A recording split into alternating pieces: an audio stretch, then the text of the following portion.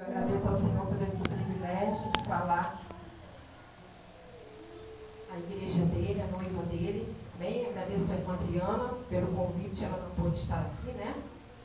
Mas eu agradeço também, sobretudo, ao pastor Francisco, que é o dirigente dessa congregação, sua esposa, Angela Maria, toda a igreja, amém? Pelo carinho, pela recepção. E eu gostaria só de compartilhar com a igreja algumas revelações num texto bíblico que está em João, capítulo 4, amém? João, capítulo 4, nesse culto de missões. João, capítulo 4, um texto muito conhecido, amém? Só do primeiro versículo até o versículo 4. E o título é A Mulher de Samaria, amém? Bom, diz assim a palavra do Senhor. E quando o Senhor veio a saber que os fariseus tinham ouvido que Jesus fazia e batizava mais discípulos do que João, ainda que Jesus mesmo não batizava mais os seus discípulos, deixou a Judeia e foi outra vez para a Galileia. E era-lhe necessário passar por Samaria. Amém? A igreja pode sentar em nome de Jesus? E era-lhe necessário passar por Samaria.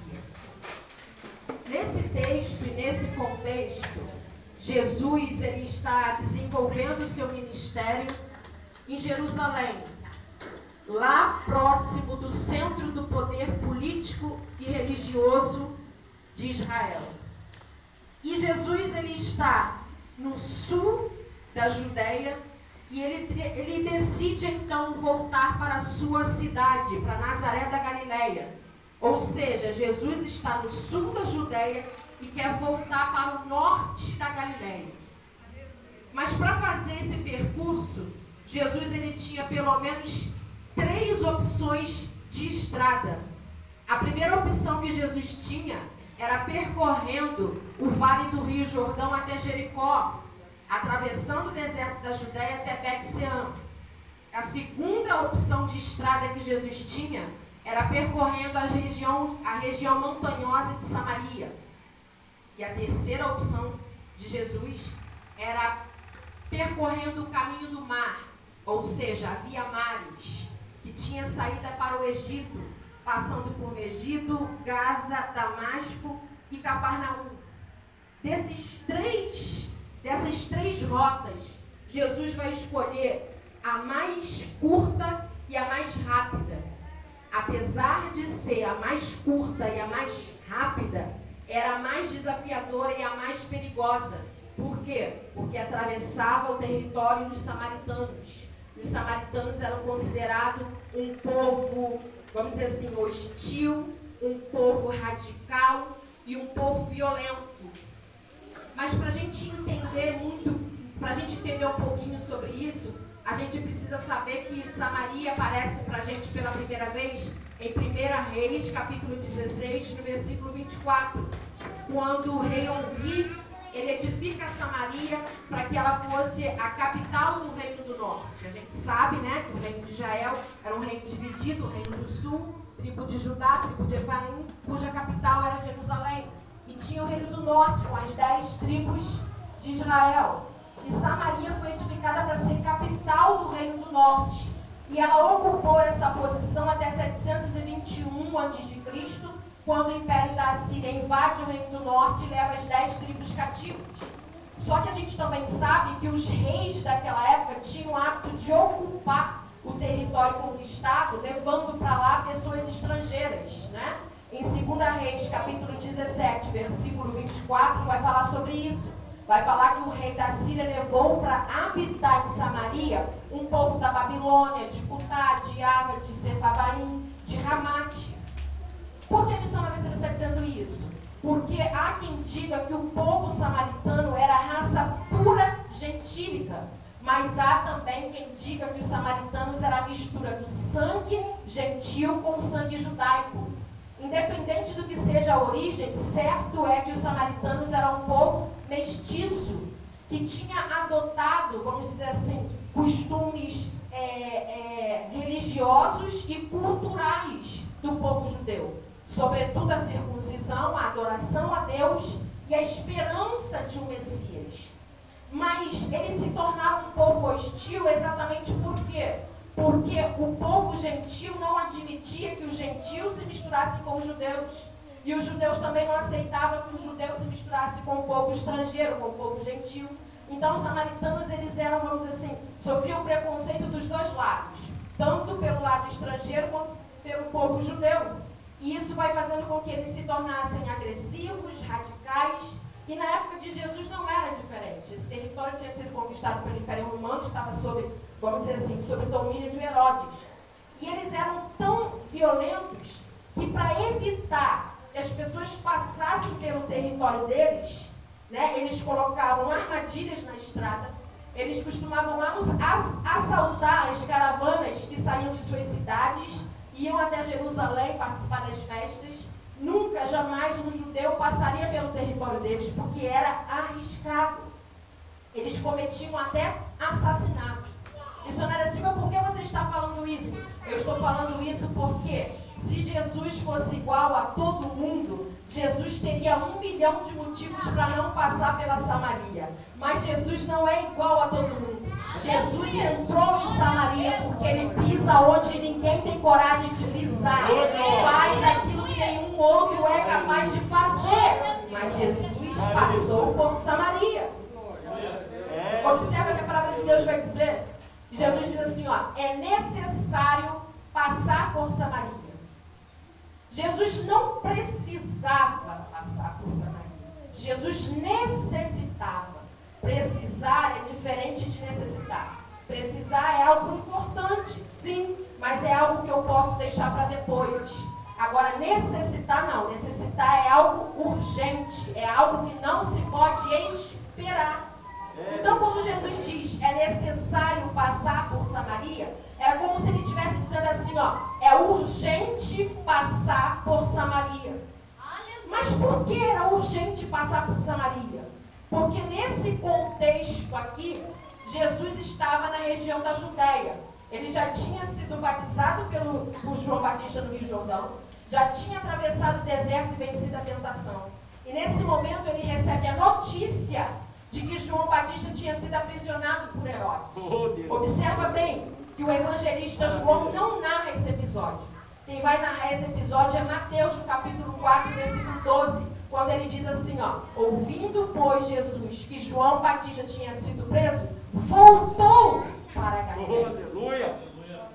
Diante desse contexto, a gente pode interpretar que Jesus está na região da Judéia e tem pressa de voltar para a Galileia.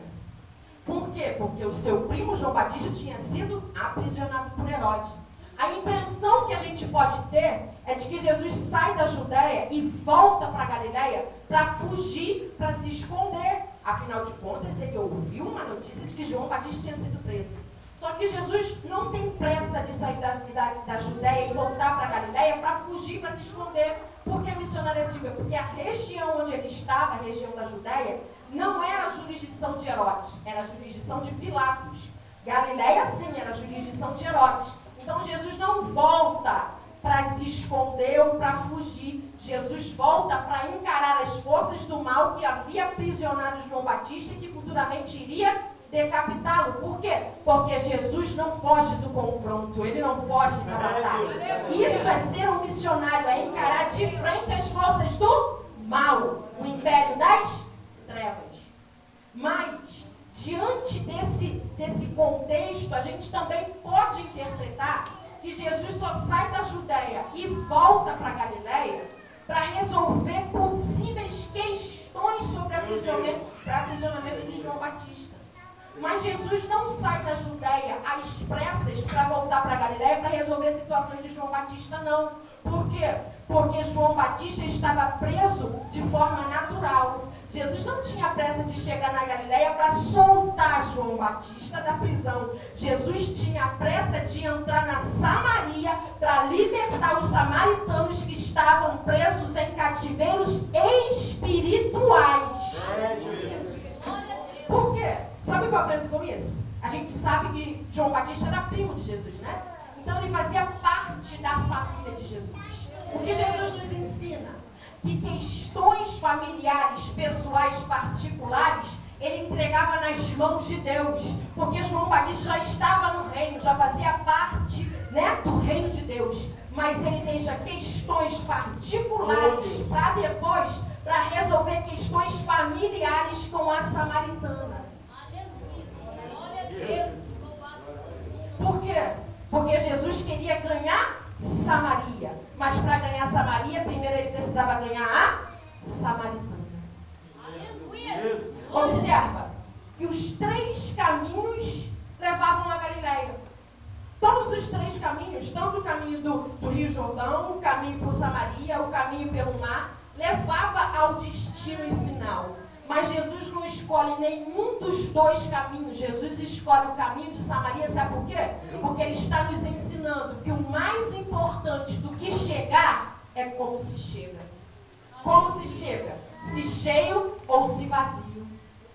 Por quê? Porque se ele passasse pelo território da Samaria, ele iria ganhar os samaritanos e ia chegar de mãos cheias. Você está entendendo? Como posso eu me apresentar diante de Jesus tendo as mãos vazias?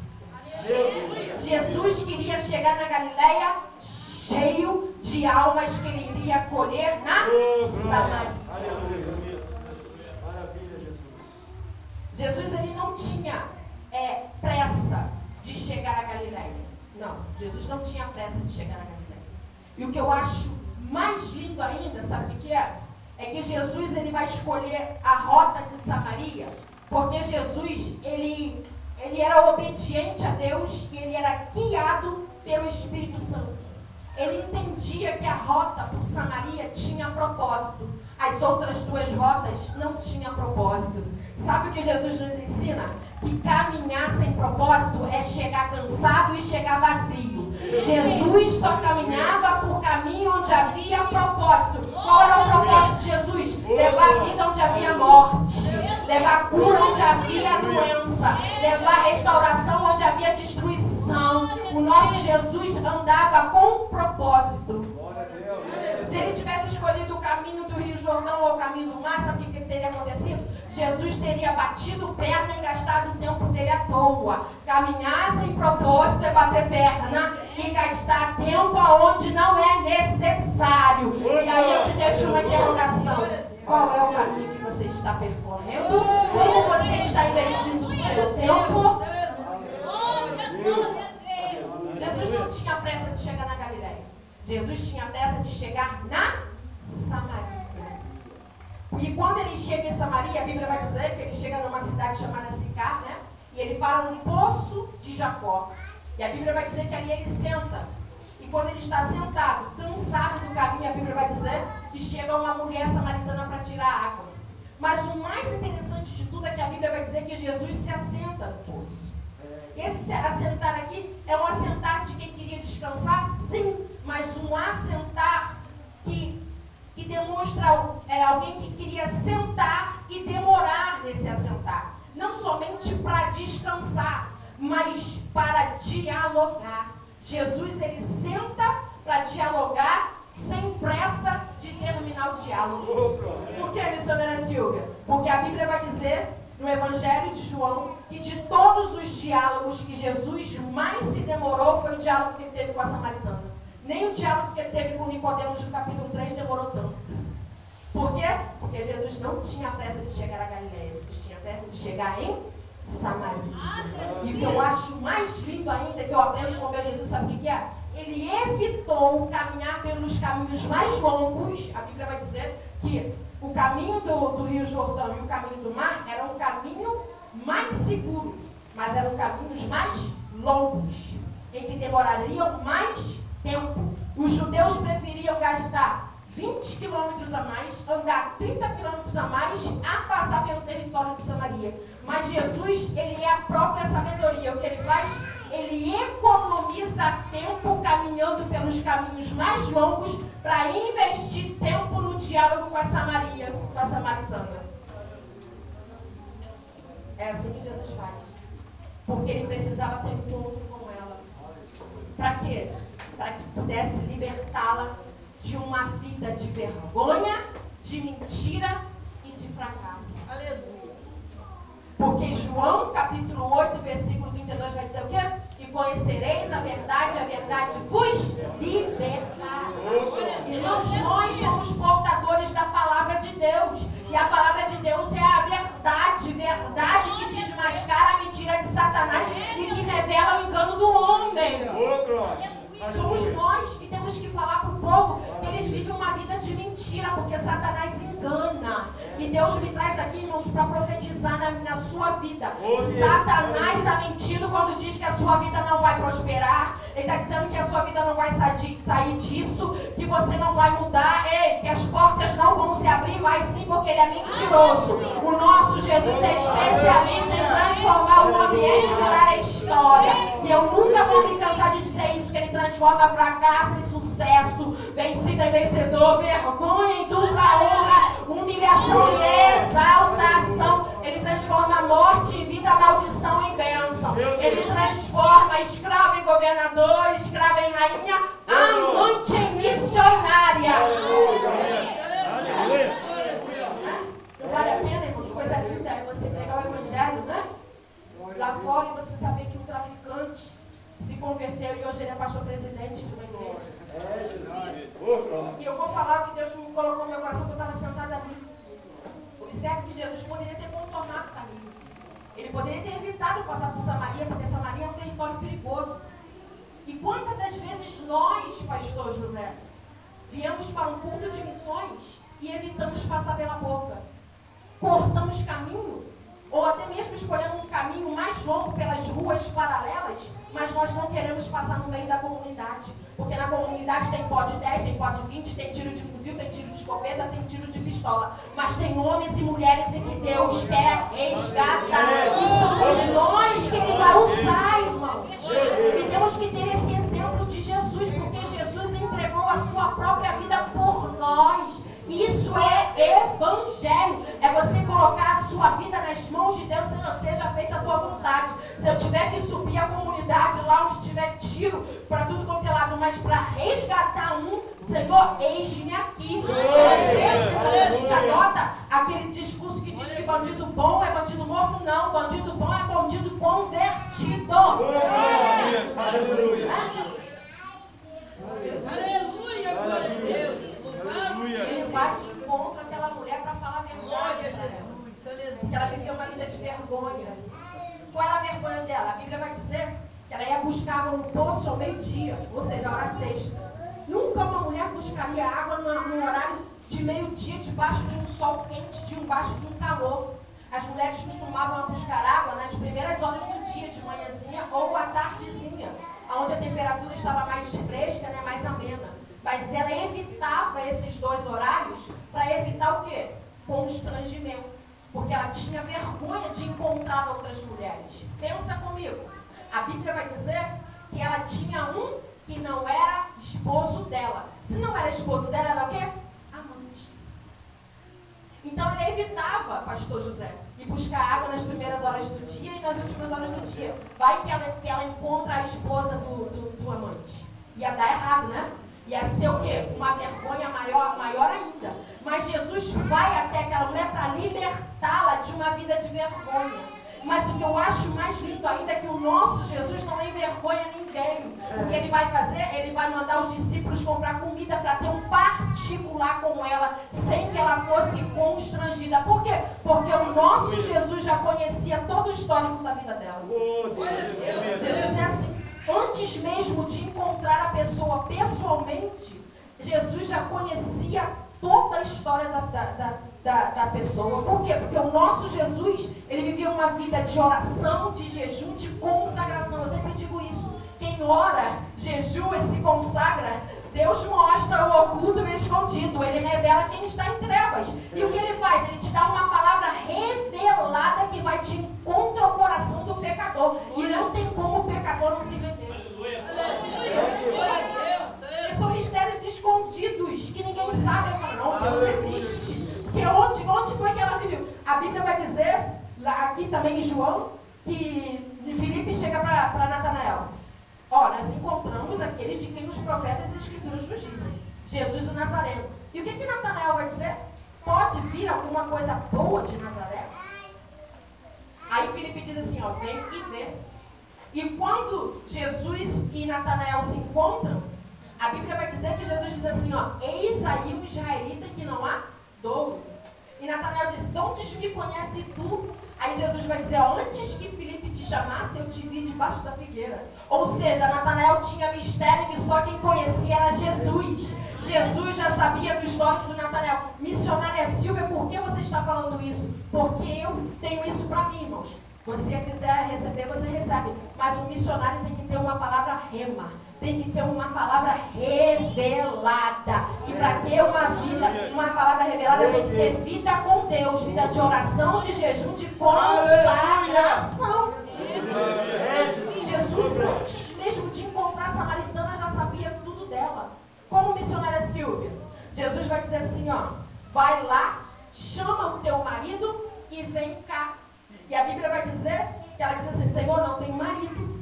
Aí Jesus vai dizer, disseste bem, não tenho marido, porque tiveste 5. E o que tem agora, nem teu é. Isso disseste com verdade. Aí eu te pergunto, Jesus sabia tudo da vida dela, né?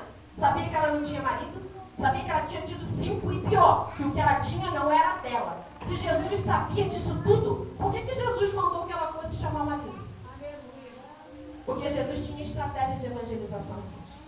E eu vou dizer novamente, a estratégia de Jesus era a palavra revelada. Jesus mandou que ela fosse chamar o marido para prová-la, para ver se ela ia continuar a viver uma vida de mentira. Mas quem tem um encontro com a verdade, fala a verdade. Ela foi provada por Jesus e foi aprovada porque ela falou a verdade. Jesus libertou a mulher da vergonha, da mentira e do fracasso. Fracasso, missionária Silvia, por que fracasso? Porque a Bíblia diz, irmão, que ela teve 5 maridos. Uma vida de fracasso, né? Ela era uma fracassada no que diz respeito à área sentimental. Frustrada também, né? Ela chegou ao ponto de ficar tão frustrada que o 6º ela não quis nem casar, ela quis ser amante. Porque não dava certo. Mas a Bíblia vai dizer, irmãos, que naquele poço ela encontrou o 7º. Jesus. Jesus é o 7º. Mas missionária Silvia, por que o 7º? Número 7 é o número da perfeição.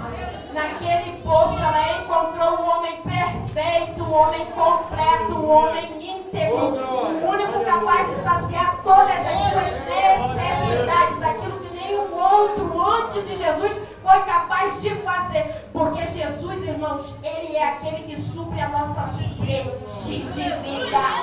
Ele sacia todas as necessidades física, emocional e espiritual. Você teve um encontro com Ele? Você teve um encontro com o seu noivo? Eu tive um encontro com o meu noivo e Ele está aqui nessa noite.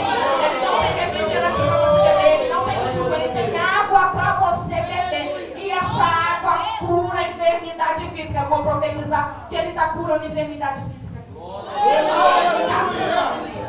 Ele está curando enfermidades da alma. Ele está curando o emocional aqui hoje.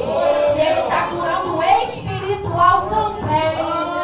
Você crê? Porque o nosso Deus, irmãos, Ele é completo. Ele supre todas as nossas faltas.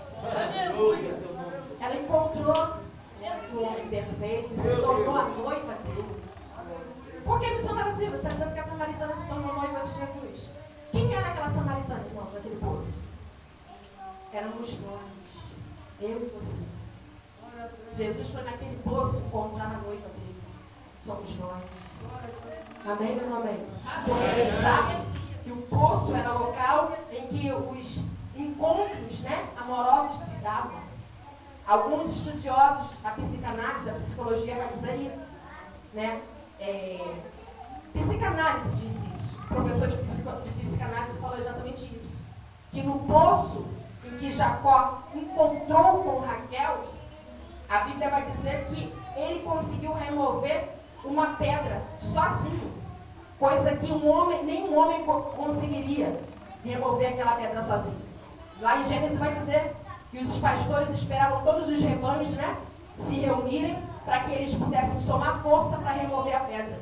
Mas Jacó estava movido por uma paixão tão intensa que ele conseguiu remover a pedra sozinho.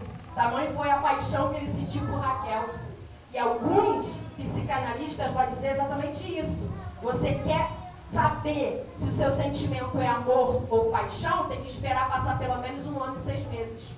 Porque dentro de 1 ano e 6 meses, o amor pode ser confundido com paixão. Mas se passar de 1 ano e 6 meses, é amor. Se não passar de 1 ano e 6 meses, é paixão. Missionária Silvia, por que você está dizendo isso? Eu estou dizendo isso porque Jesus foi de encontro naquela mulher. Tudo que ela tinha vivido antes de Jesus era paixão, era passageiro. Até ela encontrar o amor para a vida toda. O último e o primeiro, o amor eterno da vida dela. Jesus foi ali para encontrar com a noiva dele. O que eu acho lindo, eu já estou encerrando, é que ali Jesus revelou toda a vida dela, né? Revelou toda a vida dela ao ponto dela chamar Jesus de Senhor. Vejo que tu és um profeta. Mas o mais interessante de tudo é que Jesus se revelou para ela. Ela foi a única mulher a qual Jesus se revelou como Messias, como Salvador. Olha que privilégio. E esse privilégio é nosso, irmãos. Eu vou encerrar aqui dizendo exatamente isso. Nós somos aquela samaritana que Jesus encontrou no poço. Por quê? Porque a Bíblia diz que se nós o amamos é porque Ele nos amou primeiro. E o nosso Deus se despiu da sua glória, se vestiu de humanidade e veio nos resgatar. Missionária Silvia, a mim não, porque eu sou nascida e criada no Evangelho. Eu nunca vivi uma vida dissoluta e imoral como essa samaritana. Ei, não importa se você nasceu em berço evangélico ou não. A Bíblia vai dizer que todos pecaram e foram destituídos da glória de Deus.